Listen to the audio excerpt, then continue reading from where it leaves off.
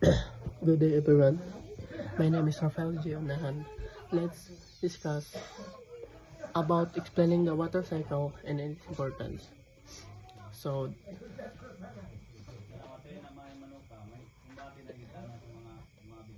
8 minute discussion outline. Number 1. Introduction, the never-ending journey. Definition, the water cycle is continuous naturally occurring movement on the water on above and below Earth's surface. Key concept. The all water on Earth today is the same water existed billions of years ago, possibly recycled. The engine, the entire recycle driven by energy from the sun and gravity. 2. Evaporation and transpiration rising. Evaporation. The sun heats liquid in ocean, lakes, and rivers, breaking the molecular bonds turning into water vapor gas. The rises into atmosphere. Transpiration. Plants also release water before the earth through small opening in their leaves. Sublimation. In cold environments, ice snow can turn directly into gas without melting first. Stage 2. Creating clouds. As the water vapor rises, it cools in the higher atmosphere. Condensation.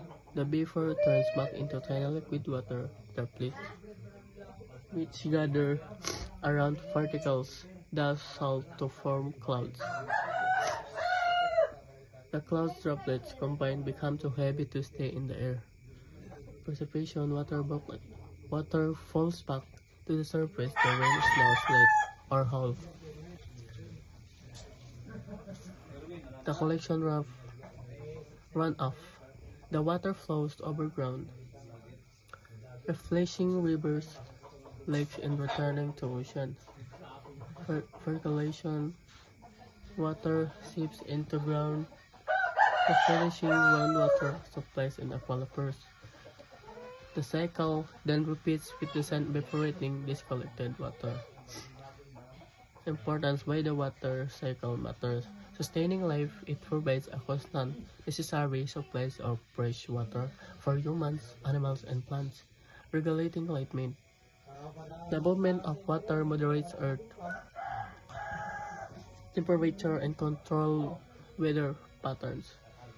Purification. Evaporation leaves impurities and salt behind, acting as a normal water purification system.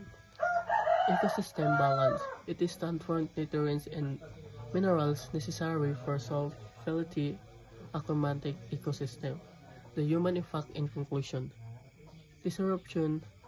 Human activities like deforestation, reducing transpiration, urbanization, increasing the runoff, and population can be disrupt the delicate balance. Conclusion. The water cycle is a nature recycle machine, essential for a survival. Protecting this cycle through conservation is a crucial for a future. So the water describes continuous movement about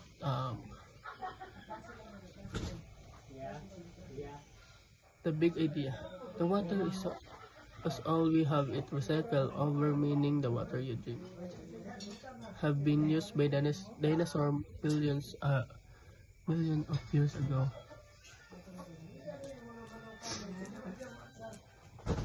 The water can land off the ground into flowing into the ocean, river, lake, or sinking into the ground to become a groundwater. So all living things, including humans, who are 60%, need this cycle to survive. Provide fresh water. Only 3% of water Earth is fresh, and months of dust locked in ice. The cycle constantly replenishes for usable fresh water. The condensation helps move heat around the planet, moderating temperature and driving weather patterns. Erosion, runoff. The water cycle creates the landscape such as canyons and river valleys. Human impact. So human activities such as population deformation, starting causing drought or floods about the water cycle. Connecting all water, earth, and continuous, delicate, and crucial case. Constant recycle. Earth has no new water, constantly reuse. So evaporation as continue to precipitation without function. It provides the fresh water, regulates climate. It provides comprehensive of the water cycle or hydrological cycle is a continuous solid like above, and this is why important because hydrologic cycle is continue the natural circulation of the water in the ground. He can back again by power of the sun. The total amount of water remains fairly constant, meaning the water ground. The same water existed for a million of years ago. If the sun hit if you think every day in cold climates, in ice and snow can turn directly into water without melting first.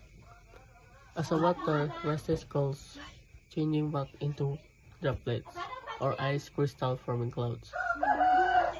Precipitation clouds become saturated and release the water back to the surface as a rain, snow, or hail. Precipitation flows over the land surface into rivers, lake, and ocean.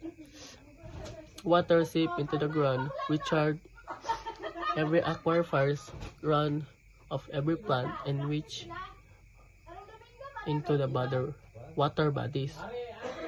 As a cycle acts of natural purifier, converting salt water into fresh water via evaporation, disturbing across the globe, essential for drinking, agriculture, and sanitation.